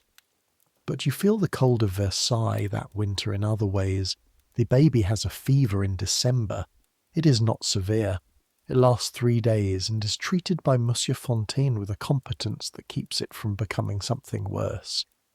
But 3 days is a long time to watch a 7-month-old child who doesn't understand what is happening to her and cannot tell you anything about it. 3 days of carrying her back and forth from her nursery to your apartments, which requires negotiation with the nursery staff and with protocol, and with the practical fact that Marguerite must be brought along because the baby needs feeding, on a schedule that does not care about the cold or the protocol or your preferences. 3 days of sitting with her while she sleeps the heavy sleep of fever, her breathing slightly too fast, her face slightly too red, Monsieur Fontaine arriving twice daily with his steady professional calm and his vials of things. She recovers. Of course she recovers. Most do. The medical care available to a child of the royal household is the best available in France, which is not perfect, but it is attentive and knowledgeable and genuinely motivated to succeed. She recovers and is herself again by Christmas, which at Versailles means a series of ceremonies and performances and events that you attend with her for her first public appearance. Held on your shoulder in a gown embroidered with her family's crest, looking at everything with the serious eyes she has inherited from her father and the expressions she has apparently decided on independently. The court looks at her. The court looks at everything. But looking at Hélène Marie, you notice, is different in quality from the looking that usually happens at Versailles, which is often assessing, often calculating, often the performance of attention rather than actual attention. The looking at the baby is, at its edges, something more genuine, something that remembers, maybe, or acknowledges, or simply responds to the fact of her, the newness of her, the uncoded quality of her, the absence in her of any of the layers that court life requires everyone to develop. She is 7 months old, and she has not yet learned to perform. In a palace that performs everything, this is startling. She puts her fingers in the mouth of a duchess who leaned too close, and the duchess laughs. Genuinely laughs, a sound you've never heard from her before. An unmanaged sound, a sound that came out despite her rather than because of her. And you see the duke's face across the room, watching, and there is something in it that is open in a way it almost never is. She is well, your mother-in-law says beside you, looking at the duke's face with the expression of a woman for whom the data is confirming something she had hoped. She is well, you agree. Winter passes. Spring at Versailles arrives first in the gardens. The parterres are replanted by the teams of gardeners who have been doing this since Lenotre designed the schemes, who know which varieties go where and at what spacing and to what height. The fountains resume their running once the engineers have surveyed the damage from the freeze and made the necessary repairs, which are considerable. The king's schedule adjusts for the longer days, the outdoor ceremonies, the possibility of hunting in the early morning light. The court re-emerges from its indoor winter version into its outdoor spring version, which is slightly louder and more colourful and smells slightly better, which is a relative term in all context related to this palace. You walk in the gardens.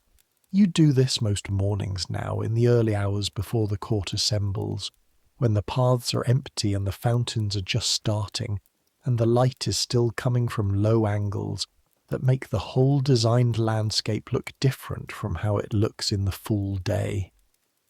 Less formal, more contingent, the shadows revealing the shapes of things rather than flattening them. You walk because the baby sleeps until 7, and your appointments don't begin until 9, and the garden is available in between, and you walk because the garden is one of the few places in Versailles where you can be physically present without performing, where the bushes don't require your composure. You have a woman who walks with you, Marguerite surprisingly, because Hélène Marie is still being nursed, and Marguerite goes where the baby goes, and the baby has recently decided that mornings in the gardens are acceptable, a decision she communicates by falling asleep in the carrying sling on your shoulder and staying asleep for an hour while you walk. Marguerite walks 3 paces behind you, as her position requires, looking at the garden with the eyes of someone who is from a landscape that doesn't look anything like this and has never quite resolved the question of how to feel about an environment this regulated. "Where are you from?" you ask her one morning, early spring, the fountains not yet running. She gives you the name of a village you don't know, which you ask about, and she describes the fields, the particular quality of the light over flat country, the river that marks the edge of the parish, the church with the bell that hasn't rung properly since before anyone currently alive was born. She describes it with the flat affection of someone who is from somewhere specific and knows exactly what that means. Do you miss it? She considers. Yes and no. It's not Versailles. Nothing about it is Versailles. A pause. But she is there, my daughter. My husband's mother is watching her. She's quiet for a moment. She'll be a year in June. You are quiet. I'm sorry, you say after a moment, that you were away for her first year. Marguerite makes a small sound that is not quite agreement and not quite dismissal. That is the sound of a woman who has decided what she thinks about her situation and has decided not to spend more words on it than it requires. She's healthy, she says. Thanks to the money, she's eating better than she would have. You nod. You don't say what you're thinking, which is that the baby in the sling on your shoulder exists in part because of the baby in a village outside Chartres, whose mother has been absent for her first year.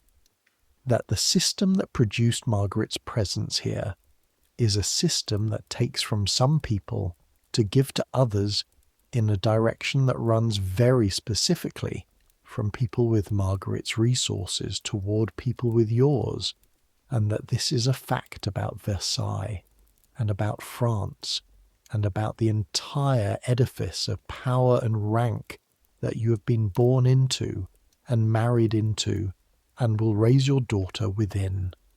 You don't say this. It would be unkind to say it. It would also be, in a very specific way, correct. The morning sun is clearing the roof line of the east wing. The first light is hitting the fountain at the end of the path, catching the water in a way that breaks it into 1,000 separate points. Hélène Marie shifts in the sling, adjusts her head against your shoulder, and makes the small sound she makes when she is thoroughly asleep, and therefore in a place where Versailles cannot reach her. You keep walking. The spring moves into summer.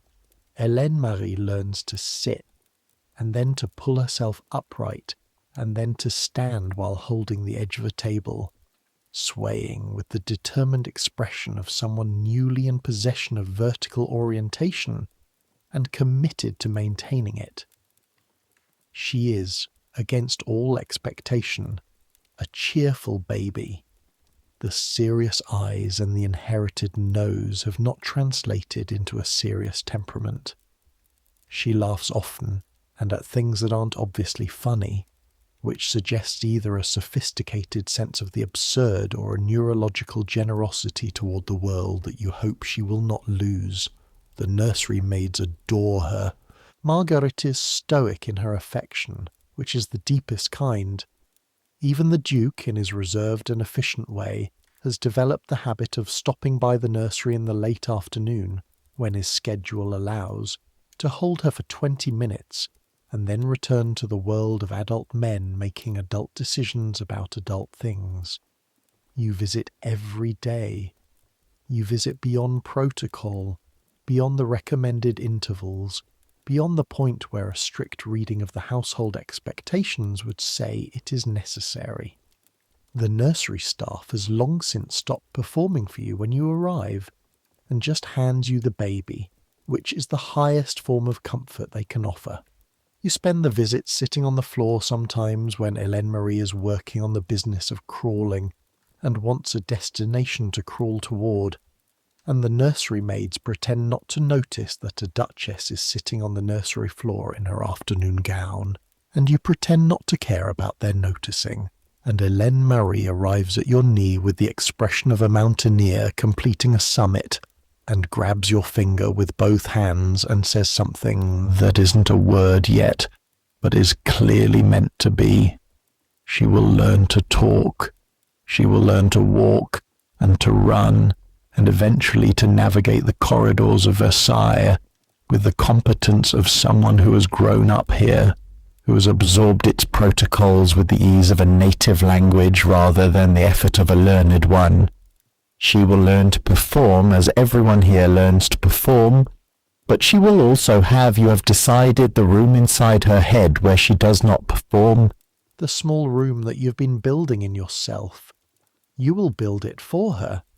You don't know exactly how yet, but you will find the way, in the intervals and the gaps, in the mornings in the garden and the afternoons on the nursery floor, in all the spaces between the requirements of this place where the work of being a person, rather than a function, can be done. The summer of your second year at Versailles is different from the summer of your first. You know where things are, you know which corridors have draughts and which have mice, and which are used by the king on his walk so that you can be present or absent depending on whether you want to be noticed. You know which ladies at court are worth talking to about what, which conversations can be trusted, and which ones are performances that you are expected to confirm rather than actually participate in. You know the smell of the palace at each time of day, in each season. The morning smell of stone floors and dying candles and breakfast being prepared in distant kitchens. The afternoon smell of people and perfume, and the slightly stale-trapped heat of rooms that have been occupied all day. The evening smell of the gardens coming in through whatever windows are allowed to be open. The specific fragrance of the formal flower beds outside the west wing that reaches your apartments on certain nights, and is the closest thing this palace offers to the pine smell of your home. You know the shape of your life here. It is not the life you imagined at 17, standing in your father's house with the letter of introduction in your hands and Versailles still a rumour. It is not the life you would have chosen if choosing had been the mechanism, but it is a life you are building inside the life you were given, the way a garden builds itself inside its formal design, growing in the directions it's allowed to grow, finding the light where the light is available, taking root in whatever space the frame permits. Your daughter is crawling toward you across the nursery floor. The late summer light is in the window. The palace is doing all of its many things simultaneously around you. The ceremonies, the negotiations, the performances, the endless circulation of power and rank and money through its 6,000 residents and their 10,000 orbiting interests. Outside, the fountains are running. The king is in the gardens. The gardeners are running ahead of him, activating the water so that wherever he looks, the world is exactly as he has arranged it. In here, the light comes through the window at its own angle, on its own schedule, indifferent to arrangement. Hélène Marie has reached your knee. She grabs your finger. She says the thing that isn't a word yet. You listen. You hold her hand and let the palace do its work around you. All the enormous machinery of beauty and power and control, all the sealed windows and the fire that cannot be extinguished, and the witnesses in the corner, all the protocol and the performance and the formal sentences, and underneath all of it, through all of it, the thing that none of it could contain or predict or arrange by decree, the grip of a small hand, warm and complete, and exactly itself.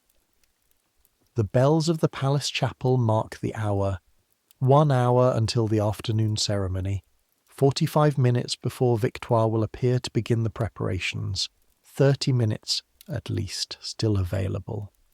You sit on the floor. Hélène Marie climbs into your lap with the focused determination of someone going somewhere important. The light through the window moves across the floor as light does, as light always does, following its own rules in a room full of everyone else's. It finds you there. The days continue. Summer thickens and then begins to release its hold, the way it always does, the way all things at Versailles begin and continue, and then eventually change, not because anyone has decided that change is appropriate, but because the seasons don't ask. The leaves in the park beyond the formal gardens go first, the unmanaged trees doing what unmanaged trees do, turning their own colours according to their own timing, red and gold appearing at the edges of the controlled landscape like a reminder. The formal gardens hold their green longer.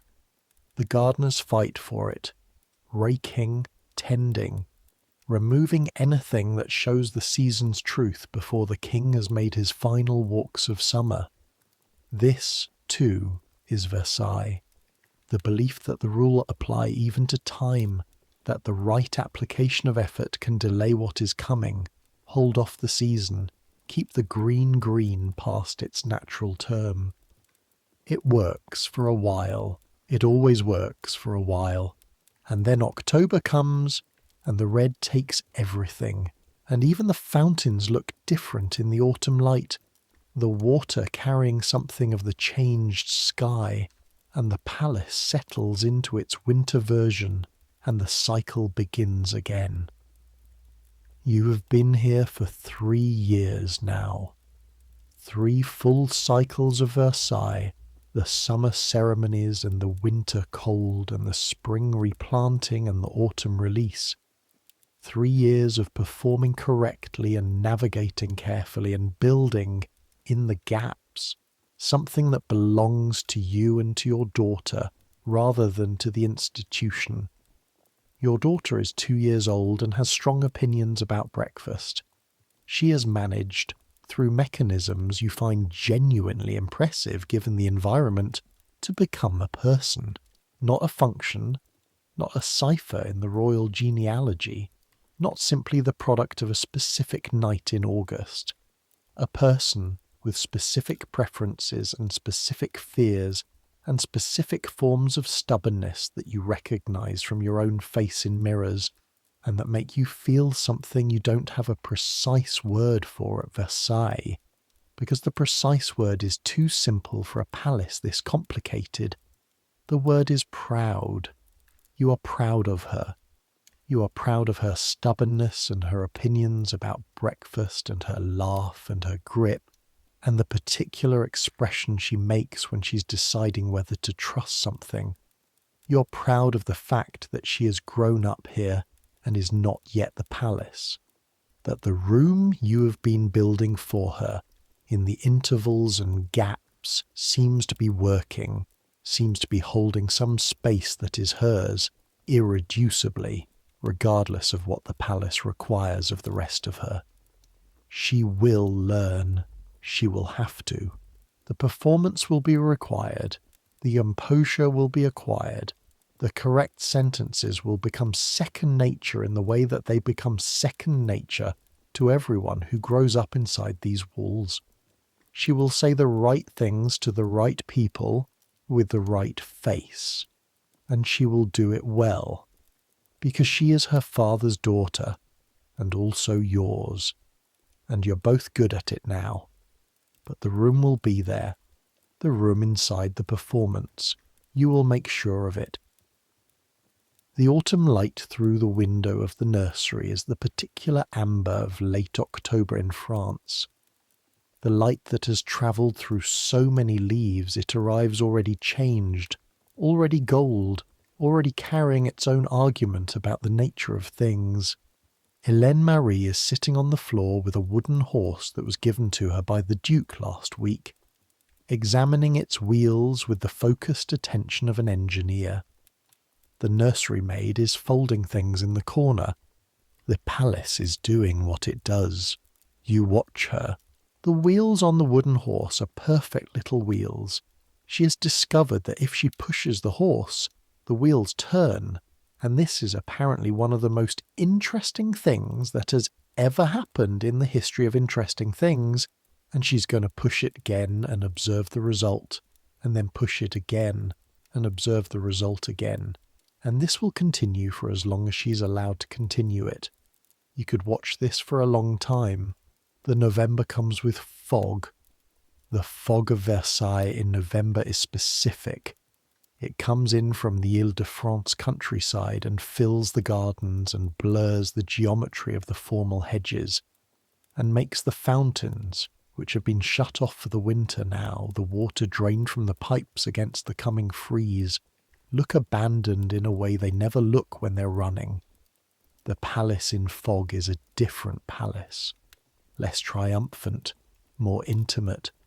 The gold on the roof just visible through the grey. You stand at the window of your apartments one November morning and look out at the blurred garden and think about a room. Not the sealed birthing room, though you think about that too sometimes. The heat and the witnesses and the 30 seconds with your hands on the leather grips and then the 30 seconds with her in your arms. You think about that room in the way you think about all the rooms you've occupied at Versailles, as spaces that formed you in ways you're still discovering, that asked things of you you're still measuring the cost of.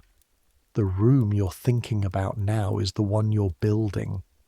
The small room inside everything, inside all the performance and protocol and careful navigation, the room where you're entirely yourself and it belongs to no one else.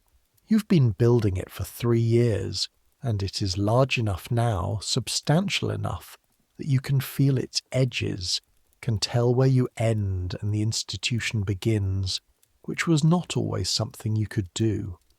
This too is a form of birth. Not the kind with witnesses and sealed windows and a king in a chair near the door. The other kind.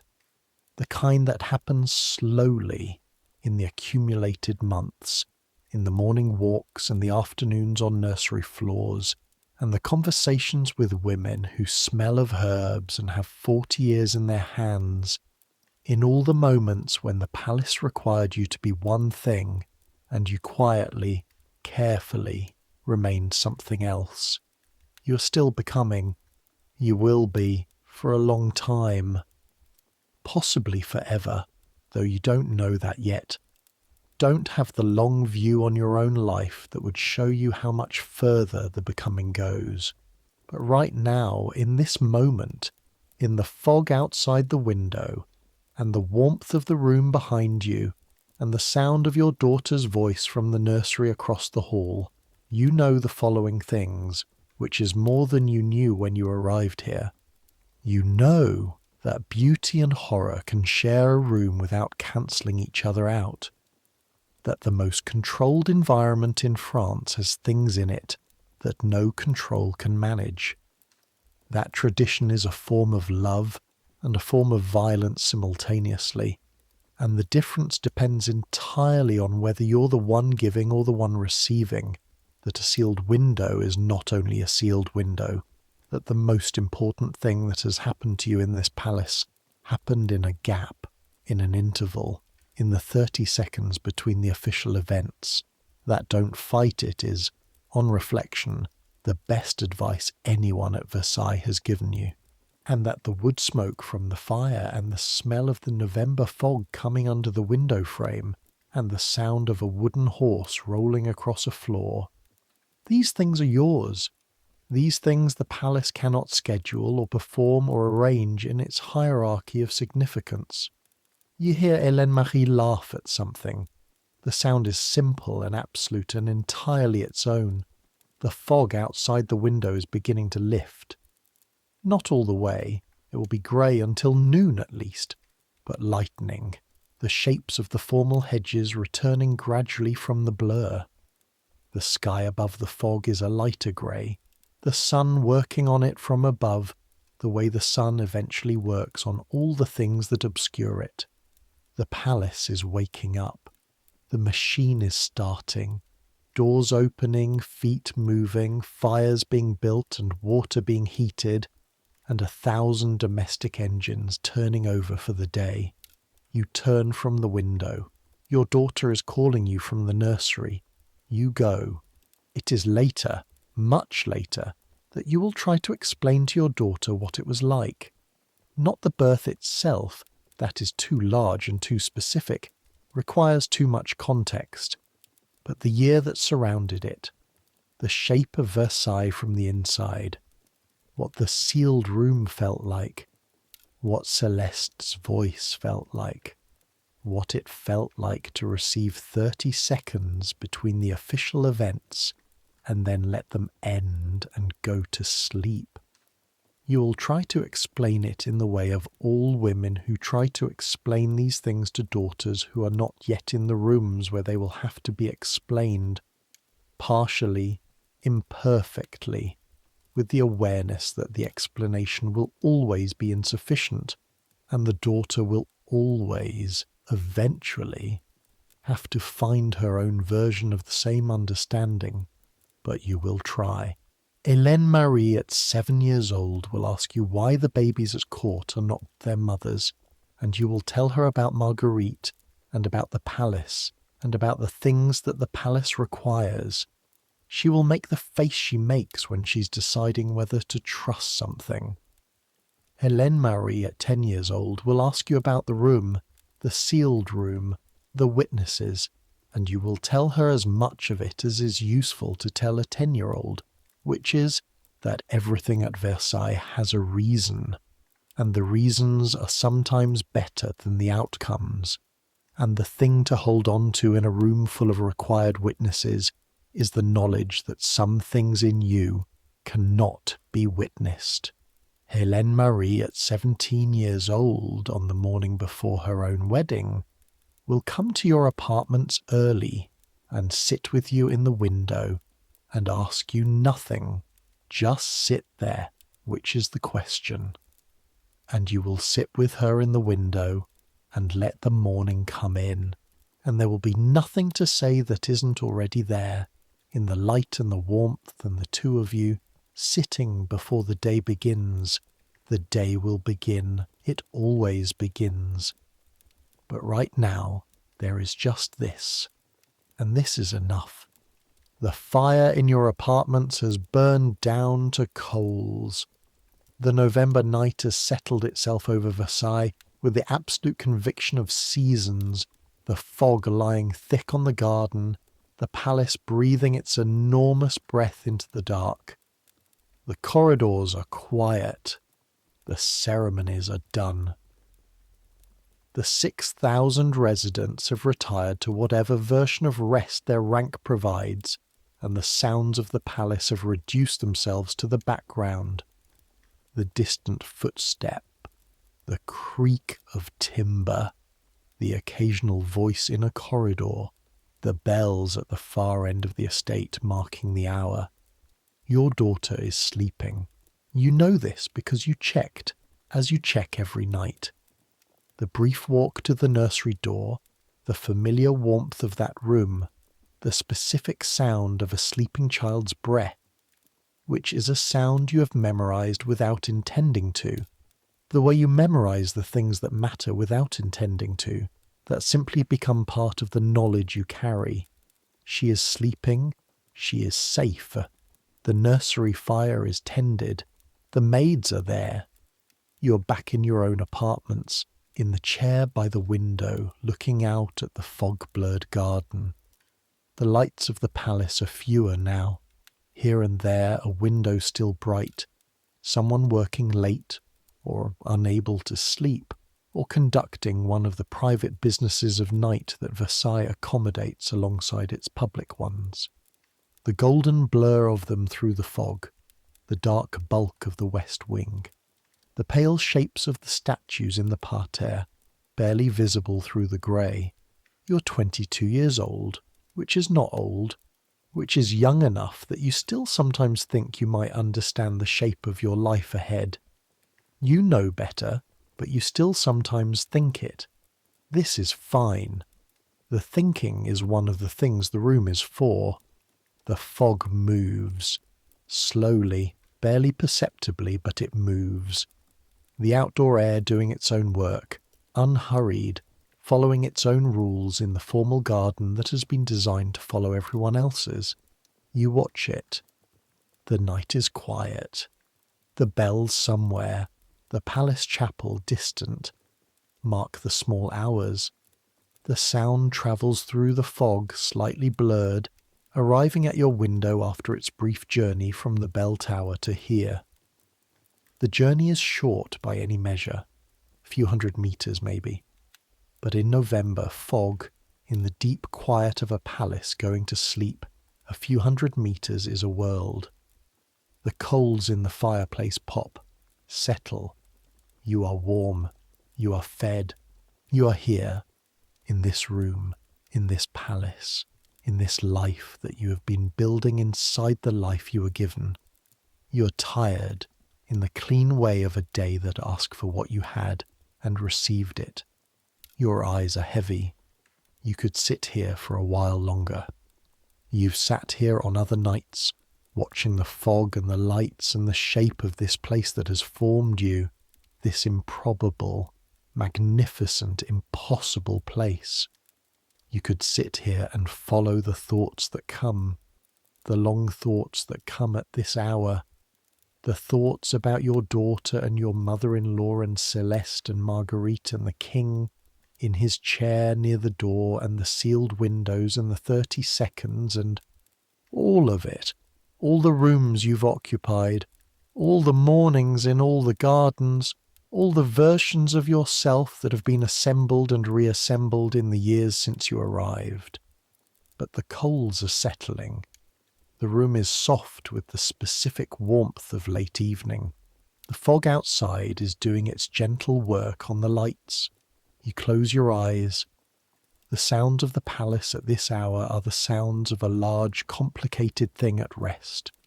Still breathing, still working at the margins where it never fully stops, but resting, the way all large things eventually rest, finding the lowest available register of themselves and staying there through the night. The fire's small voice, the building's older voice, the settle and creak of stone and timber that have been here longer than you and will be here after. The distant, continuous presence of a world that is larger than any palace, larger than any protocol, larger than any ceremony. Your hands relax. You are here. You have been here. You have been in the sealed room and the open garden and all the spaces in between, in the 30 seconds and the 40 days and the 3 years, in the performance and in the room behind the performance where you are entirely yourself. You are tired and warm and the fog is outside and your daughter is sleeping, and this is the night, this particular night among all the nights, and you are in it. Let it come. Let sleep find you here, in the chair by the window, in the amber light of dying coals, in the palace that is also just a place, full of people trying to get through their nights. Let the fog do its work, and the fire do its work, and the dark do its work. Let the thoughts slow their turning, and the weight of the day release from your shoulders and your hands and the small persistent tensions you carry in the back of your neck. The ones that come from doing, always doing, the work of being present in this complicated world. You are warm enough, tired enough, here enough. That is enough. Tomorrow the machine will start, the morning bells will ring, Victoire will be at the door, Hélène Marie will have opinions about breakfast. The ceremony will require the correct gown and the correct posture and the correct sentences, and you will provide them, because that is the life, and the life is yours, and you have made something real inside it. But that is tomorrow. Right now, this, the coals, the fog, the quiet. Centuries from now, someone will walk through Versailles and look at the rooms, the sealed windows, the carved wooden screens behind which the chamber pots sat, the elaborate furniture of a life lived entirely in public, and they will try to imagine what it was like to be inside it. They will stand in the hall of mirrors and look at the reflection of reflections and feel the grandeur of the place, the deliberate, absolute grandeur of it, and they will wonder about the people who lived in the rooms behind the grandeur. They won't be wrong to wonder. The rooms are still there. The windows still have their old fittings. The space where the birthing chair stood is now a parquet floor that visitors walk across without knowing. The fire that burned all night in August has been cold for 300 years, but the shapes of the lives inside the grandeur, those are still here too, in the old accounts and the letters and the memoirs, in the records of births and the records of witnesses, in the bills paid to wet nurses and the accounts of midwives and the architectural plans that show, clearly, the small room adjacent to the large room, the anteroom where the attendants waited, the nursery floor above the lying-in chamber. People lived here. Women gave birth here. Children learned to walk on these floors. The light came through these windows in the same direction it comes through them now, the same fall of afternoon light across the same parquet, and it was the same warmth, and it landed on hands holding wooden horses, and on faces made entirely of their own expressions, and on all the ordinary miracles of specific lives. This is history. Not the statues and the fountains and the mirrors, not the official record and the formal notation, not the ceremony. This is history. The 30 seconds. The small hand's grip. The sound that isn't a word yet, said in a room still warm with the light. Sleep now. Let the palace do what it does. All its enormous, beautiful machinery running through the night. Let it run. You are in the warm room. You are in the small room. You are in the one that's yours. The coals settle. The fog holds its own counsel in the garden. Somewhere in the palace a bell marks the hour, and the sound travels through the stone, through the walls, through the accumulated weight of all the years this place has stood, and it arrives here, in this chair, in this night, with the softness of something that has travelled a long way and is ready to rest. You are ready to rest. Good night.